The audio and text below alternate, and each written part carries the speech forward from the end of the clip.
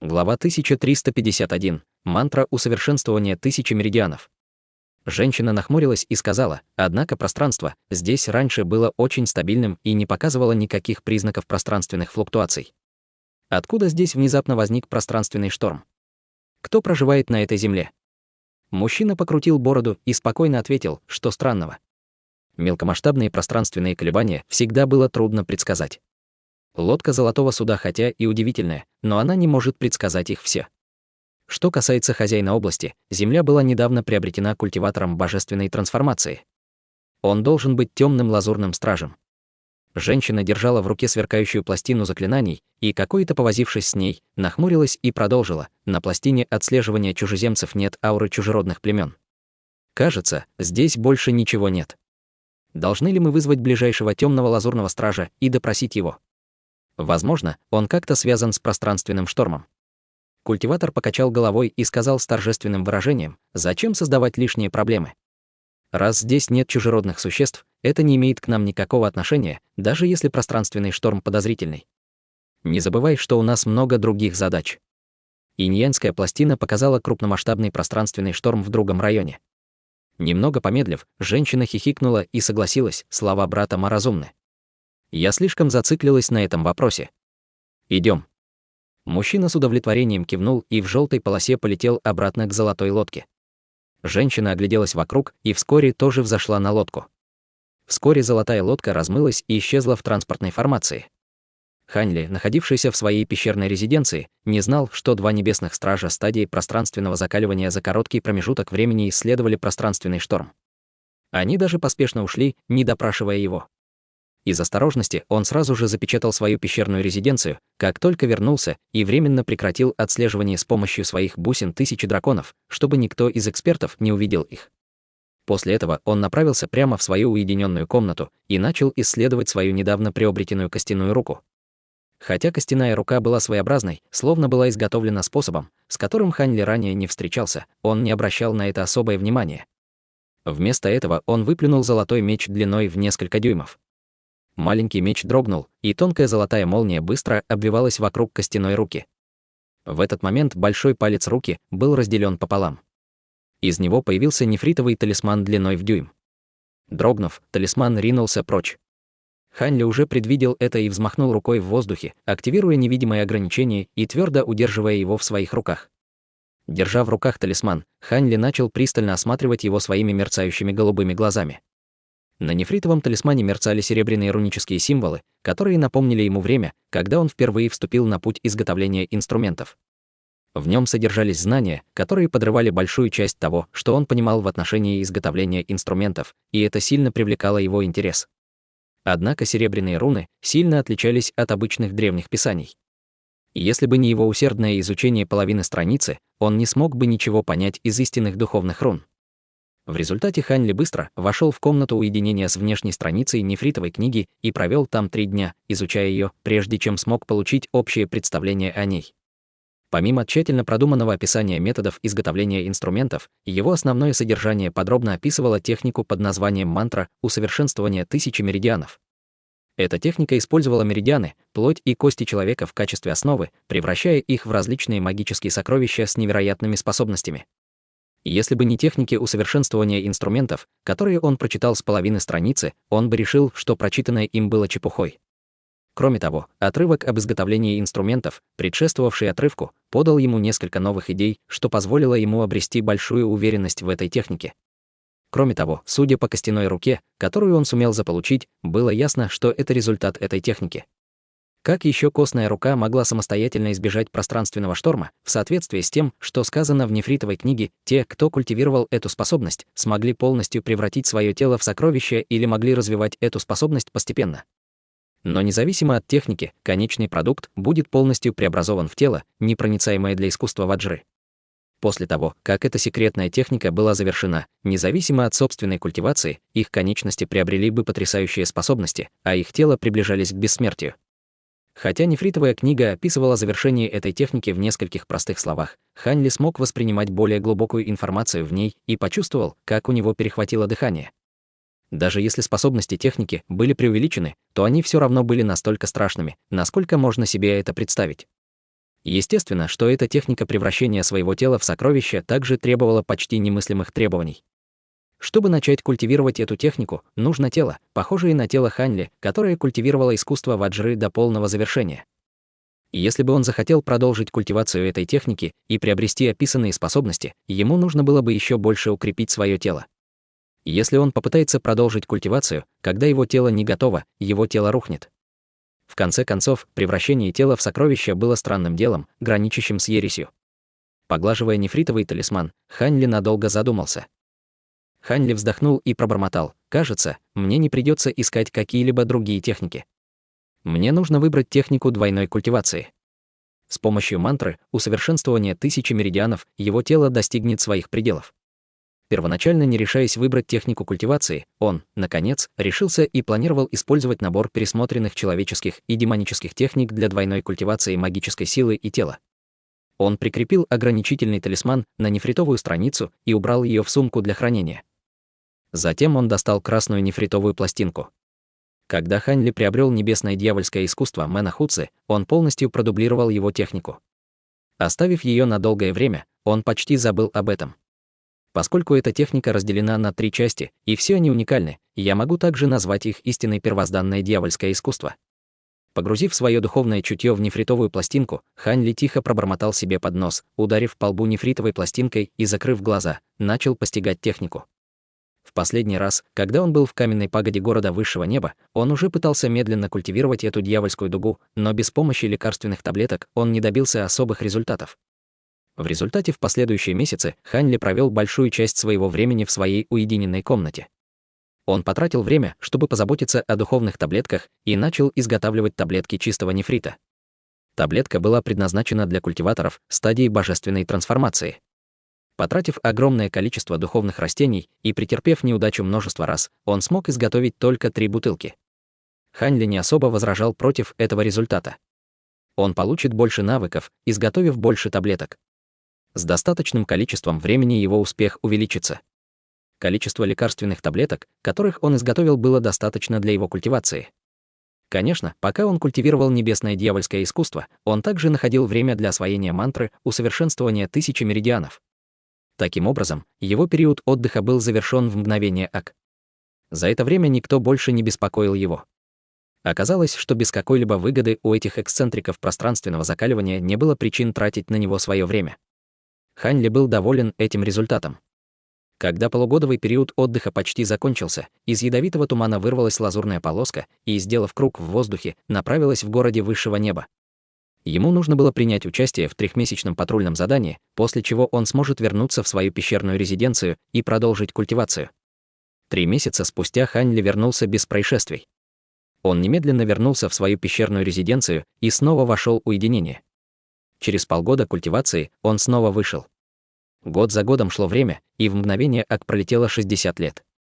Это количество времени не было значительным для культиватора, но на этот раз в мире духов уже бурлили заговоры. Высшие эшелоны различных кланов часто собирались на обсуждение.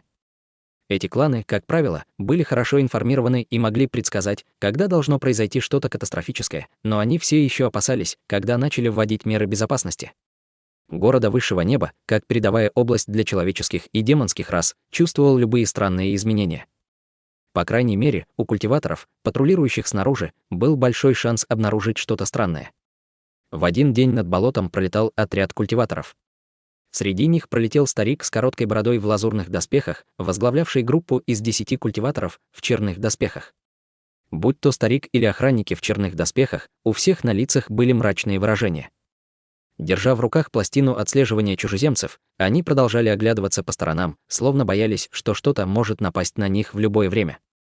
Пролетев таким образом более 2 часов, отряд не нашел ничего подозрительного, но затем одна из пластин охранника начала гудеть. Несмотря на ее мягкий звук, все сразу же посмотрели на него в шоке. Крупный мужчина с жестоким выражением лица посмотрел на белый свет, сияющий на пластине отслеживания чужеземцев, и невольно закричал: «Мы обнаружили еще одно чужеземное существо. Это происходит слишком часто. Что она задумали? Неужели их шпионы не боятся смерти, раз пришли прямо на границу? 2 наших уже погибли в последней битве». Женщина средних лет сказала холодным тоном: «Нам еще повезло. Я слышала, что полгода назад 4-й отряд столкнулся с человеком из клана Пещерной впадины. В результате большинство из них погибло, включая их капитана.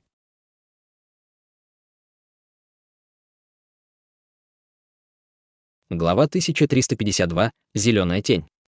Старик в лазурных доспехах нахмурился и приказал: поскольку пластина отслеживания чужеземцев уже забила тревогу, нам нужно провести расследование, иначе по возвращению мы будем наказаны.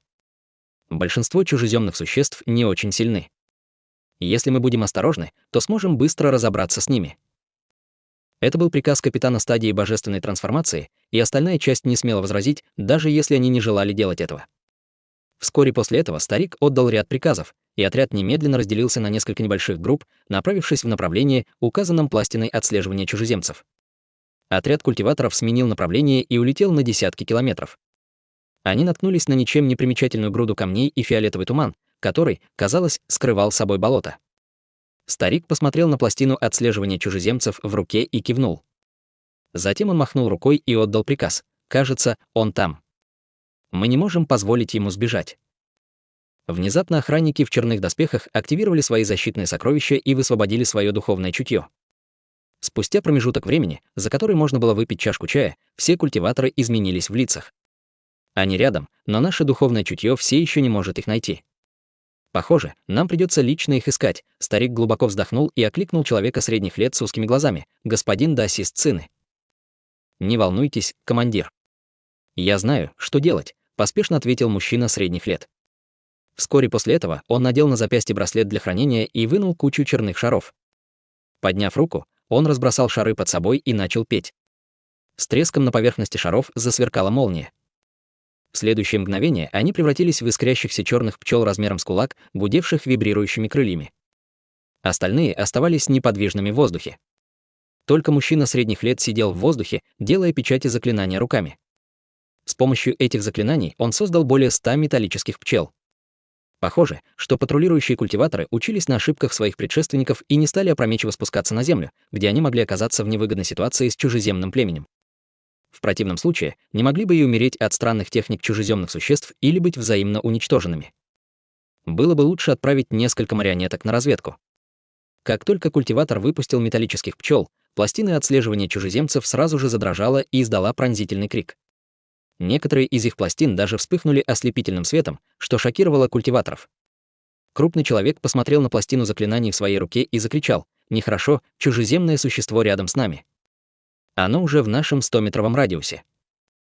Остальные посмотрели на свои пластины заклинаний, широко распахнув глаза от шока. В 300 метрах от них, сверху и снизу, они ничего не нашли. Было совершенно пусто. «Все, быстро, активируйте свои защитные сокровища. Если он приблизится к нам, это будет конец», — громко закричал старик, невольно оставив звон в ушах подчиненных.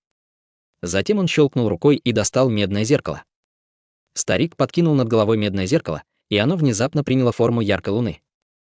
На его поверхности вспыхнул свет, выпустив лазурный свет размером с чашу для риса. Он сделал круг вокруг луны, а затем рассеялся во всех направлениях. Другие начали раскрывать свои собственные сокровища, чтобы разрушить сокрытие иностранного существа, но свет ничего не нашел. Однако пронзительный крик с пластин отслеживания чужеземцев только усилился. Было ясно, что существо было уже близко. В этот момент культиваторы запаниковали, и даже сам старик побледнел. Было очевидно, что эта ситуация означала, что чужеземное существо были разведчиками, которых нельзя было спровоцировать. Разведчик не только не думал сбегать, но и собирался убить их. Старик закричал во все горло: «Скорее, установите элементную световую духовную формацию. Обычная защита нас не спасет».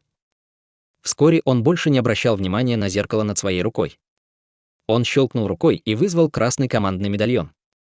Он подбросил его в воздух, и тот превратился в шар мерцающего красного света. Другие охранники в черных доспехах вдруг что-то поняли и сразу же выпустили в воздух различные магические инструменты. Но в этот момент магические инструменты замедлились. Бабах! 3 пластины отслеживания чужеземцев одновременно взорвались. Над владельцами 3 пластин внезапно появилось несколько слабых пятен. Силуэты исчезли, как только появились, бросившись к культиваторам. Оа! 3 культиваторов в черных доспехах, наконец, заметили серые силуэты и невольно воскликнули от испуга. Однако их магические сокровища и духовный свет, защищающий их, не смог заблокировать приближающиеся атаки. Внезапно они закричали от боли и упали на землю, схватившись за головы.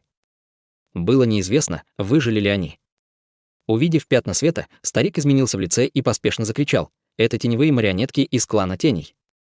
Скорее активируйте все свои сокровища и технику молниеносного элемента». После этого он открыл рот и выплюнул серебристо-белый летающий меч. Появившись, меч окутал старика серебристо-белой молнией. После этого сразу за ним появилась серая тень, но раздался гром, и разразилась вспышка молнии, отбросив тень на 10 метров. У клана теней была печально известная репутация, и культиваторы сразу поняли, что происходит. Однако только двое из них успели выпустить свои сокровища с молниеносными элементами. Остальные почувствовали, как их тела похолодели, и невольно выругались. Молния была властной, но редкой стихией. Немногие культиваторы обладали таким сокровищем. Клан теней был странной расой. Кроме сокровищ элемента молнии и нескольких своеобразных техник, ничто не влияло на них. И в их краткий миг колебаний под ними появились более серые тени. Культиваторы в черных доспехах в ужасе переглянулись между собой и закричали, разбегаясь в разные стороны, пытаясь избежать атак теней. Однако серые тени, казалось, действительно были теневыми культиваторами. Они превратились в полоски серого света и неустанно преследовали культиваторов. В мгновение культиваторы и теневые марионетки оказались в 100 метрах друг от друга. На первоначальном месте остались только старик и два других культиватора в черных доспехах, у которых были сокровища элемента молнии. Однако со временем перед ними стало появляться все больше серых теней. Хотя теперь их было 8, но молнии продолжали держать их в страхе. Однако эти тени, похоже, не чувствовали боли, продолжая приближаться. Старик глубоко вздохнул, больше не заботясь о благополучии своих подчиненных. Его запястье вспыхнуло красным светом, и внезапно появилось множество талисманов. «Злые существа, вы своей смерти ищете». Старик яростно уставился на них и приблизился к одной из теней с серьезным выражением на лице, выпустив талисман. Талисман начал потрескивать, выпустив дюжину вспышек синей разветвляющейся молнии на сером изображении. Грянул гром с раскатами молнии. В мгновение серую тень окутала сеть молний, окружив ее и мгновенно превратив в пыль. Старик был очень рад видеть это. Казалось, что огромная цена этих он щелкнул рукой, выпустив еще одну пачку талисманов, начав новые атаки. Но как раз в тот момент, когда молнии собирались атаковать другую серую тень, со всех сторон послышалось холодное фырканье. Тем временем серая тень внезапно выпустила большую зеленую руку из передней части тела, а пальцы расплылись вперед. Зеленая рука каким-то образом поймала всю молнию в свою руку. После серии приглушенных извержений молния исчезла без следа. Зеленая тень. Зрачки старика сжались. «Вы все смерти своей ищите». Из зеленой руки раздался холодный бесчувственный голос. Рука дрогнула и скрутилась, превратившись в силуэт зеленого света. Силуэт был в форме человека, но его голова выглядела чрезвычайно большой, примерно в 2 или 3 раза больше, чем у обычного человека. Зеленый свет отразился от лица, раскрывая пару ярких алых глаз. Казалось, что это был клан темных существ, как старик и ожидал. Губы старика дернулись, а лицо посинело. Хотя молния была эффективной для большинства клана теней, зеленые тени находились на том же уровне, что и культиваторы стадии божественной трансформации, и их тело были устойчивы к молнии. Когда культиватор божественной трансформации и зеленая тень вступали в бой, в большинстве случаев культиватор погибал или был серьезно ранен. А среди тех теневых марионеток, что контролировала зеленая, старик опасался, что зеленая тень была самого высокого ранга. Сердце старика ушло в пятки. В этот момент он услышал взрывы вдали. Было ясно, что культиваторы в черной броне начали отчаянную битву. Зеленая тень не заботилась о страхе старика и молча сделала шаг вперед. Ее тело странным образом деформировалось, пока она не оказалась в нескольких метрах от старика и направила на него свою властную зеленую руку. Очевидно, он планировал захватить магическое сокровище старика. Сердце старика подпрыгнуло. Зеленая тень была слишком быстрой. У него не было времени увернуться. Он невольно закричал, вливая всю свою магическую силу в защитное сокровище. Серебряная молния прогремела перед ним, становясь толще в 3 раза. Зеленая тень при виде этого изменилась в лице, но ее ладонь продолжила движение вперед. Она тянулась, чтобы схватить молнию. Грянул гром, и толстая молния вспыхнула ярким светом, обнажив маленький меч. Маленький меч непрерывно изменял свою форму и дико дрожал, но большая зеленая рука крепко держала за него. Лицо старика стало бескровно бледным. Зеленая тень испуганно хихикнула, и ее тело расплылось, словно она собиралась действовать. Но вдруг над стариком раздался гром, и вспыхнул лазурно-белый свет. Внезапно появился крылатый силуэт. Не успев появиться, крылатая фигура безмолвно указала руками вниз.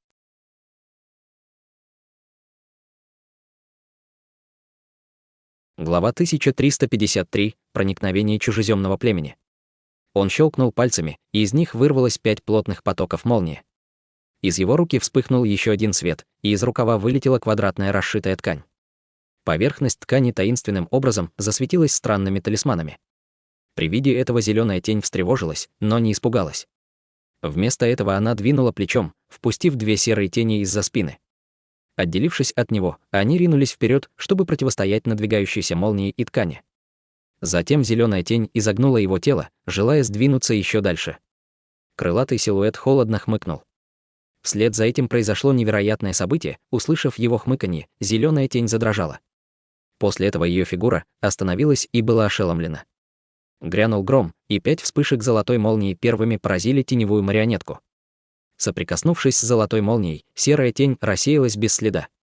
В этот момент на расшитой ткани появились странные талисманные символы.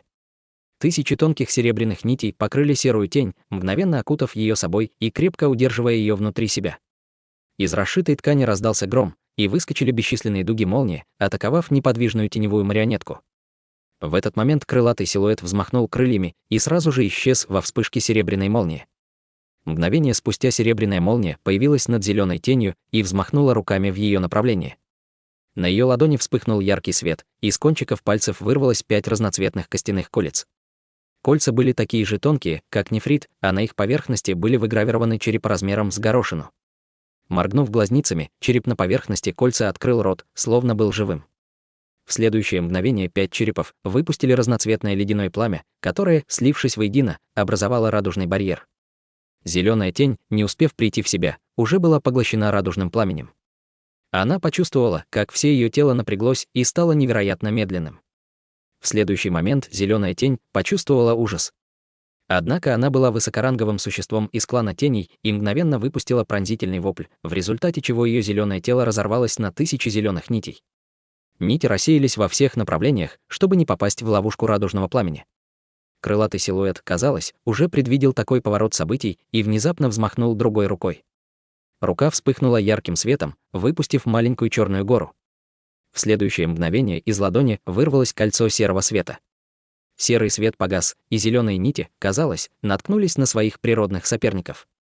Когда кольца пронеслись сквозь них зеленые нити, те были мгновенно раздавлены, превратившись в зеленую пыль. В этот момент багровые глаза зеленой тени наполнились ужасом. Однако ее тело ощущало огромное давление, словно сама земля давила на нее. Против такой могущественной способности он не мог ничего сделать, чтобы сбежать.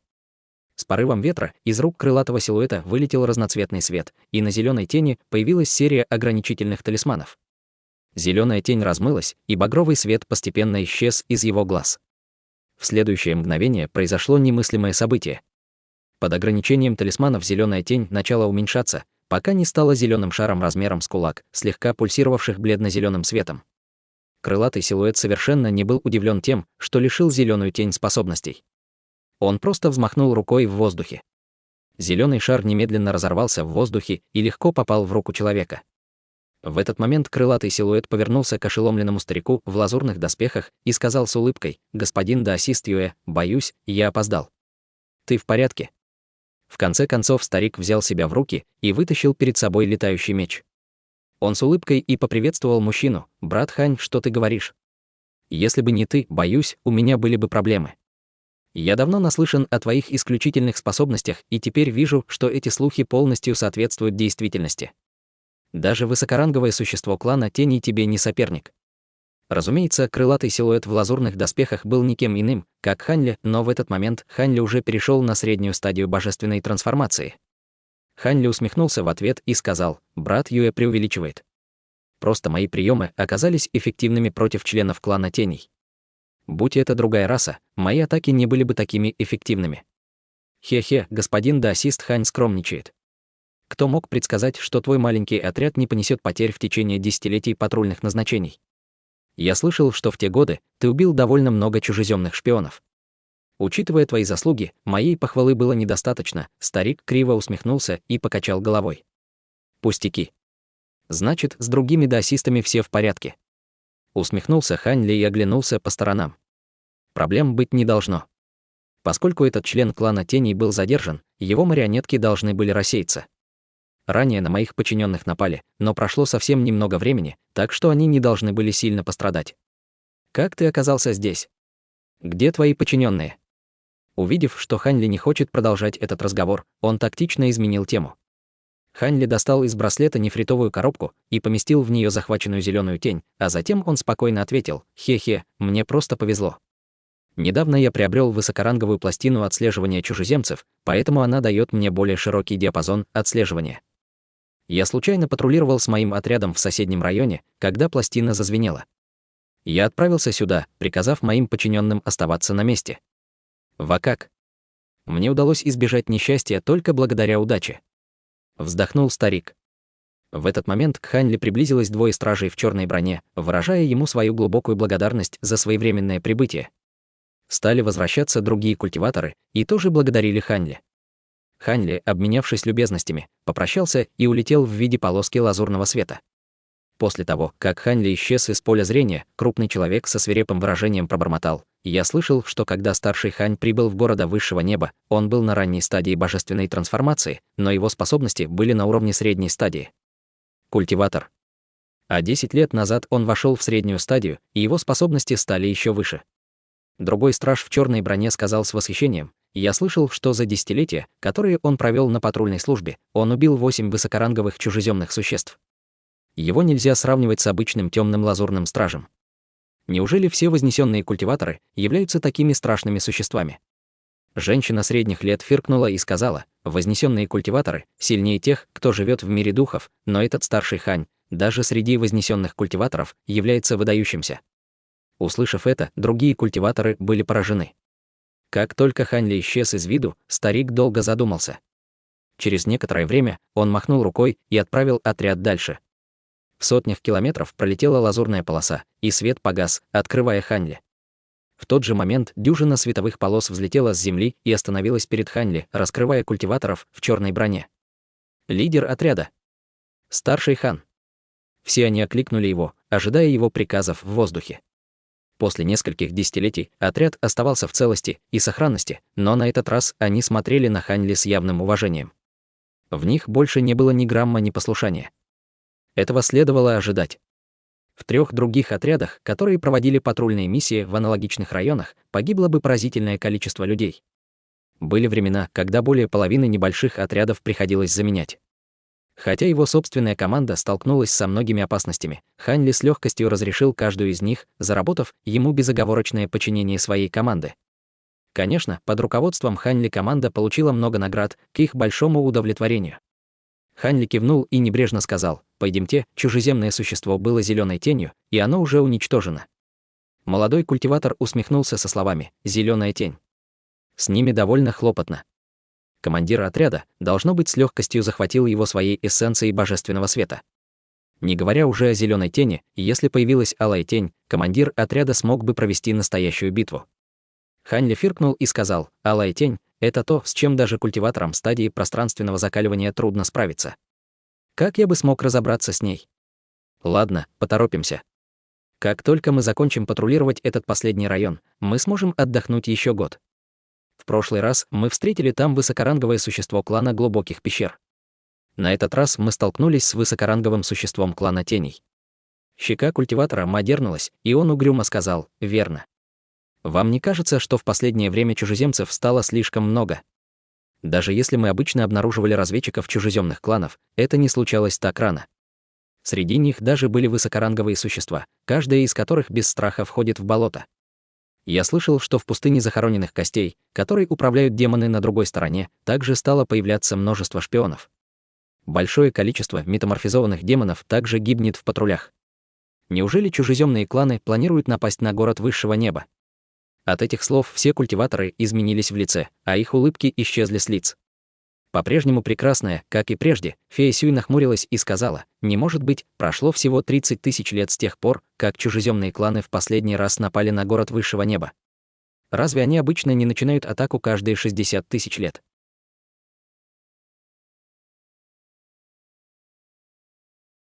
Глава 1354. Высший небесный зал. После войны чужеземными племенам обычно требуется от 60 до 100 тысяч лет, чтобы начать еще одну атаку. Если произошло что-то непредвиденное, и они хотят быстрее начать новую атаку ценой своей силы, то вполне возможно. 500 лет назад в войне 100 великих племен чужеземные племена нападали волнами на протяжении 100 тысяч лет. Это почти уничтожило всю силу людей и демонов, оставив нас на грани вымирания. Прошло 100 тысяч лет, прежде чем мы смогли восстановиться. Конечно, некоторые из этих чужеземных племен также были уничтожены во время войны. Большой зеленоглазый мужчина почувствовал, как у него похолодело дыхание, и он спросил с широко распахнутыми глазами. «Война 100 великих племен. Ты, должно быть, шутишь. Эта война охватила большую часть мира духов. Как ты можешь говорить, что что-то подобное произойдет снова? И разве в итоге мы не оказались на вершине после этого?» Слова господина даосиста Ма довольно пугающие. Если случится еще одна такая война, нам будет трудно выжить. Во время той войны смертные не пострадали, но 9 из 10 культиваторов получили серьезные травмы, холодным тоном сказала фея Сюй. Это верно. Как это может, когда другие услышали слова «война сотен великих племен», их лица побледнели, словно даосистский священник рассказывал им нечто страшное, что не давало им сохранять спокойствие. Хватит. В последнее время мы постоянно натыкаемся на шпионов. Разве это не может привести к еще одной великой войне? Шансы этого довольно высоки. И даже если это произойдет, это не то, что мы можем контролировать. Давайте сначала выполним задание патрулирования, это более важно. С военными вопросами пусть разбирается совет старейшин, со спокойным выражением на лице сказал Хань Лэй и отдал приказ. Остальные быстро прекратили разговор и полетели за ним. В мгновение ока они исчезли с горизонта. Несколько дней спустя Хань Ли и другие сели на борт золотой лодки и вернулись в гигантскую пагоду города высшего неба. Пока остальные оставались в зале на отдых, Хань Ли оставил базу отряда и поднялся на вершину каменной пагоды. Пройдя 10 этажей вверх, он, в конце концов, достиг охраняемых ворот и вошел в ничем не примечательный большой зал. Стены зала мерцали с различными ограничениями. Их было много, и они выглядели невероятно могущественными. В зале никого не было, кроме каменного стола и человека средних лет в белом халате, который сидел за этим самым каменным столом. Как только Хань Ли вошел в него, мужчина средних лет медленно открыл глаза и спокойно посмотрел на Хань Ли. «А это уважаемый племянник Хань. Ты кого-то захватил во время патрулирования. Он живой или мертвый? Из какого он клана?» Мужчина средних лет, казалось, был хорошо знаком с Хань Ли. «Старший, докладываю, я захватил разведчика из клана Теней живым». Хань Ли почтительно поприветствовал мужчину средних лет, достал нефритовую коробку и поставил ее на стол, не решаясь проявить халатность. Клан Теней. Редко кому удается доставить их живыми, лицо мужчины среднего возраста в белом халате зашевелилось от волнения. Хань Ли сделал жест заклинания и хлопнул по столу перед собой. Каменный стол внезапно засиял белым светом, и появилась формация заклинания шириной в 3 метра с нефритовой коробкой в центре. На нефритовой коробке сразу же появился слой серебряного света, и ее полностью окутало ограничениями. Мужчина средних лет протянул рукав к нефритовой коробке, не обращая внимания на формацию, и открыл ее крышку, высвободив зеленый световой шарик внутрь формации. Мужчина средних лет осмотрел шар и сказал воодушевленным тоном: «Зеленая тень. Это высокоранговое существо клана Теней, с которым трудно иметь дело, а тебе удалось захватить его живым. Племянник, ты за это получишь хорошую награду. Старший слишком меня хвалит. Я слышал, что через полмесяца в высшем небесном зале будет лекция старейшины Сина о талисманах. Это правда?» «Верно. На этот раз в высшем небесном зале будет лекция старейшины Сина. Хотя я не знаю, знаком ли ты с усовершенствованием талисманов, старейшина Син, известный своими техниками и талисманами, скорее всего, будет рассказывать об этом». «Неужели племянник Хань заинтересован в этом?» Удивился мужчина средних лет. Хань Ли сказал правду, я недавно углубился в изучение талисманов и кое-что понял. Я надеялся получить какое-то указание с его стороны. Мужчина средних лет нахмурился и медленно сказал: «Если ты будешь глубоко изучать талисманов, это будет отличным дополнением в бою с множеством чудесных возможностей. Это не принесет тебе пользы в культивации. Племянник Хань, ты смог в течение небольшого промежутка времени после вознесения в мир духов достигнуть средней стадии, что большая редкость даже среди вознесенных культиваторов. Твои исключительные таланты очевидны. Было бы лучше, если бы ты не отвлекался на другие вещи, иначе ты можешь нанести вред своей культивации. Большое спасибо за ваши добрые намерения, старший, и я приму это близко к сердцу. Но я хочу посетить лекцию старейшины Сина. Я не знаю, позволят ли мои накопленные заслуги послушать его. Хань Ли не собирался сдаваться. Раз ты принял решение, мне больше нечего сказать. Добавляя свои прошлые заслуги к этой, у тебя более чем достаточно возможности, чтобы войти в зал высшего неба. Хе-хе, каждые 10 лет кто-то из старейшин читает лекции, и ты, кажется, никогда не пропускал ни одну. Наверное, тебе довольно сложно. Хорошо, я составлю список твоих достижений. Отнеси его в павильон оценки заслуг, там тебе выдадут лекционный талисман. Сказав это, он вынул нефритовый талисман из своей мантии и, что-то написав на нем, передал Хань Ли. Хань Ли с радостью принял нефритовый талисман и отдал честь человеку средних лет. Затем он попрощался и направился в зал. Увидев, что Хань Ли вышел из зала, мужчина средних лет покачал головой и кивнул. После этого нефритовая коробка на столе закрылась, и он сделал жест заклинания, указывая на стол. Формация на столе засветилась вместе с коробкой, и вскоре они обе исчезли. В тот момент, когда мужчина средних лет телепортировал зеленую тень в запретную зону, Хань Ли вылетел с рынка города высшего неба. Несколько часов спустя Хань Ли спустился в зал высшего зенита. Хань Ли передал охранникам сумку с духовными камнями и надел эту скрытую подвеску перед тем, как войти внутрь. Пройдя через длинный коридор, Хань Ли вышел в большой зал. Он был полон людей и демонов, которые торговали друг с другом. В общей сложности в зале насчитывалось более 300 фигур в серебряном и черном свете. По всему залу было установлены десятки прилавков. Хань Ли окинул зал взглядом и остановился на каменной колонне в центре зала. Там стоял демон. Хань Ли глубоко вздохнул и подошел. Как только Хань Ли подошел, он услышал смешок и сладкий, радостный голос: «Ты, наконец, пришел. После нашей последней встречи я подумала, что ты вошел в уединенную культивацию. Я думала, что пройдут десятилетия, прежде чем я увижу тебя снова». Хань Ли улыбнулся и ответил с помощью передачи голоса. «На этот раз я пришел, чтобы проверить свою удачу. Не думал, что госпожа Ян тоже придет сюда.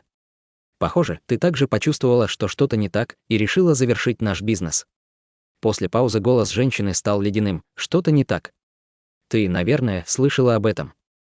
Посмотри в зал. Людей в несколько раз больше, чем обычно. Разве это ничего не значит?» Спокойно ответил Хань Ли. Он не обращал внимания на тон женщины. «Неужели ты что-то слышал?» С блеском в глазах сказала она. «У меня немного информации, но я знаю, что высокоранговые культиваторы собирают войска. В регионах, за которыми мы ведем наблюдение, стало слишком много шпионов. Примерно в 6 раз больше. А как дела на вашей стороне?» Немного помедлив, женщина ответила примерно то же самое. Старые эксцентрики стали появляться в большем количестве, и в городе даже появились новые лица. У них довольно мощный уровень культивации. Они должны быть новыми подчиненными, прибывшими из 7 земель демонов. Понятно. Кажется, скоро что-то должно произойти. Как часто вы сталкиваетесь с атаками чужеземных племен?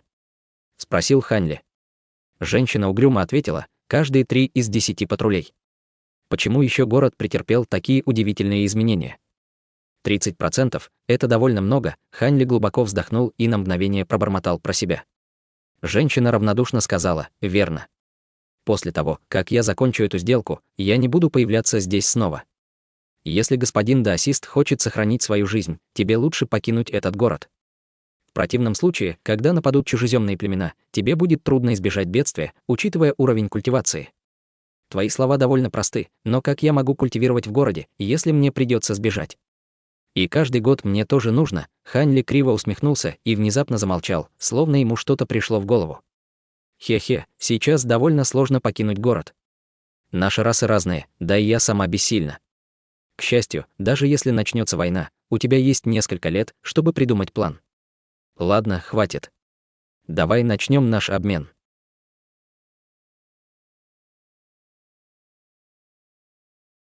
Глава 1355. Собрание. Хань Ли не возражал против предложения женщины и просто спросил: сколько семян духовного растения ты собрала на этот раз? В прошлый раз госпоже Ян удалось найти несколько. Хотя они были редкими, применений у них оказалось не так много. Женщина сладко рассмеялась и сказала: не волнуйся, господин Даосист. На этот раз я смогла собрать большинство из тех, что ты просил. Честно говоря, если бы не тот факт, что скоро начнется война, я бы не стала платить такую большую цену за эти семена. Мне нужно беспокоиться и о других вещах. Что еще более важно, я надеюсь, что ты принес достаточно тысячелетних духовных растений. Хань Ли странно улыбнулся и спросил: мы же уже обменивались раньше. Разве у меня может не быть духовных растений? Однако в этот раз семена исключительно редкие. Они не менее ценны, чем твои тысячелетние духовные растения. Только духовные травы этого возраста едва ли можно увидеть, иначе я бы не стала иметь с тобой дело. Женщина сладко хихикнула и взмахнула рукой, достав изумрудно-зеленую деревянную коробку, а затем бросила ее ему. На коробке были выгравированы простые цветочные узоры, и на самой поверхности коробки мерцали талисманные символы, что ясно указывало, что это необычный объект. Хань Ли поймал коробку с торжественным выражением.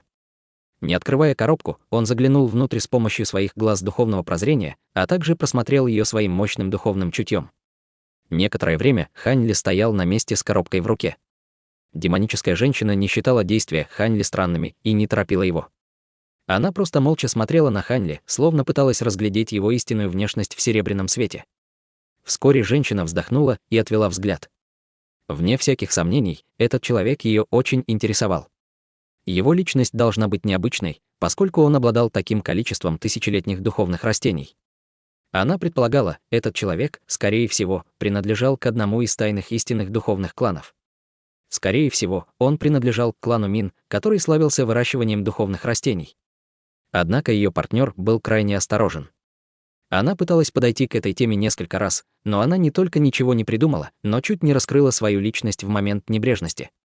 Это оставило женщину невероятно раздраженной на долгое время.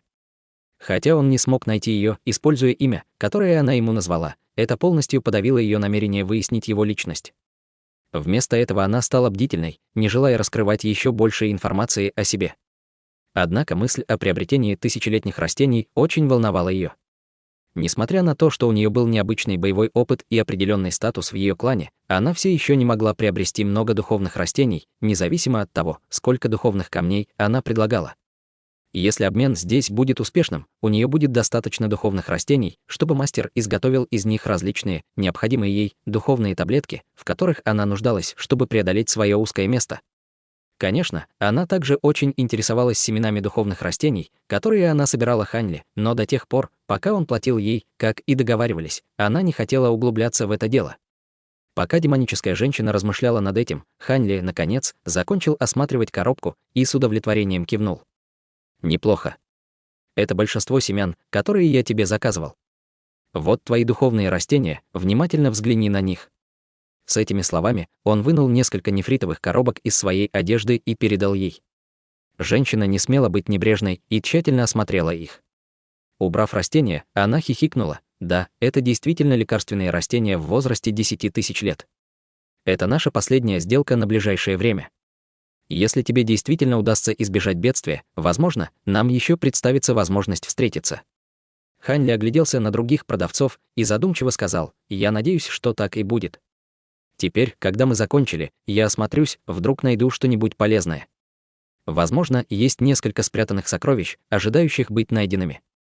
Ты довольно проницателен. Я видела, что здесь много редких сокровищ. Однако у меня есть другие дела, поэтому давай попрощаемся здесь».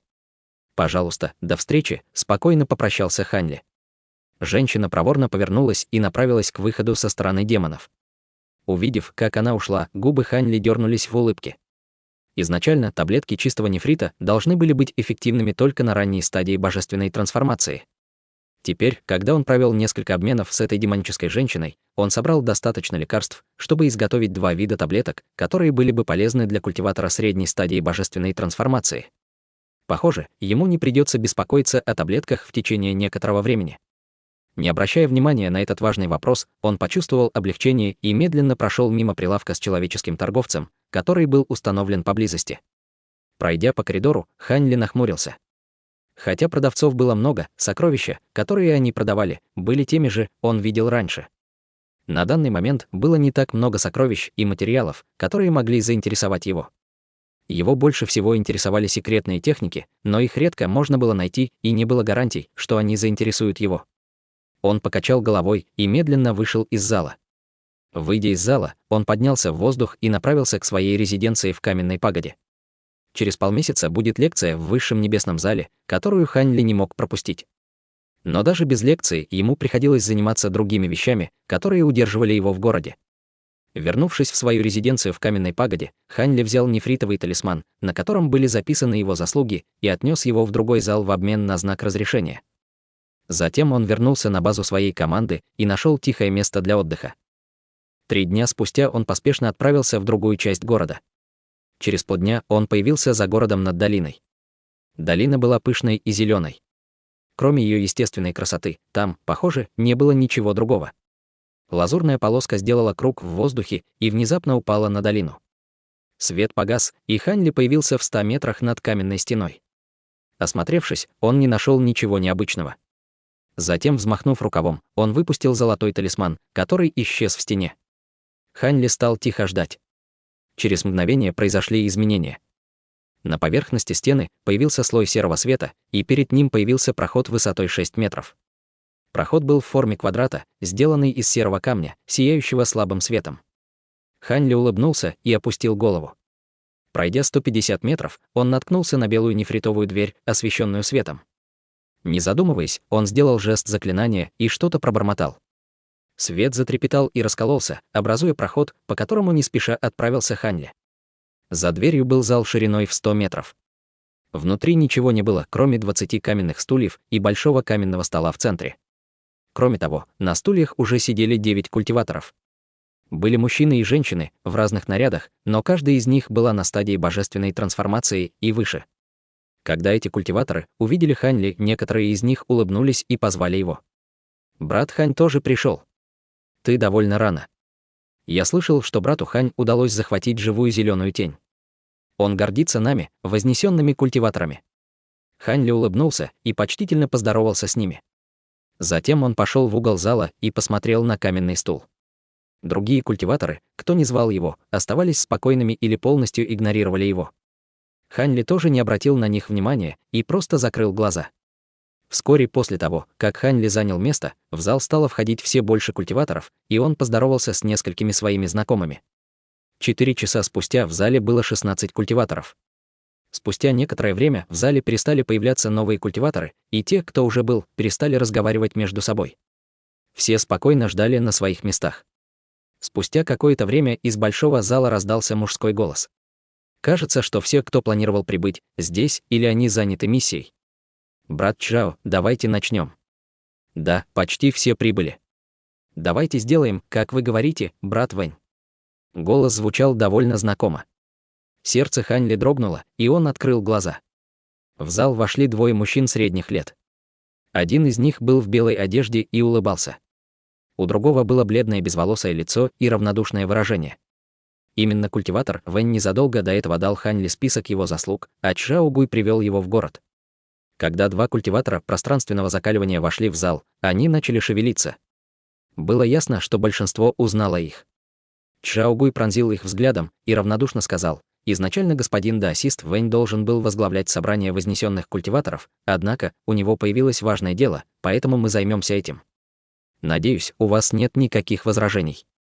У культиваторов задрожали сердца, но никто не посмел возразить. Когда мужчина средних лет в белом халате увидел это, на нем появилось приятное выражение. Изначально руководить должен был только господин даосист Чжао, но нынешнее положение дел несколько странное, поэтому я должен обсудить с вами несколько важных вопросов. Все. Вот почему я здесь. Старик с красным носом внезапно спросил, имеет ли особый вопрос, о котором говорит старший Вэнь, отношение к возможной атаке чужеземных племен на наш город. Когда другие услышали его вопрос, они почувствовали дрожь в сердце и в ожидании ответа перевели взгляд на 2 культиваторов пространственного закаливания. Чжао Гуй холодно сказал: «Мы поговорим об этом позже. В соответствии с общепринятой практикой, сначала мы проведем торговую встречу, а затем поделимся опытом культивации. Если у кого-то есть трудности в культивации, мы можем дать вам некоторые рекомендации, но это будет стоить немало. Наконец, если вы обладаете какой-либо интересной информацией, вы можете сообщить нам об этом. Если она окажется полезной, мы вознаградим вас духовными таблетками, такими как таблетка земного очищения.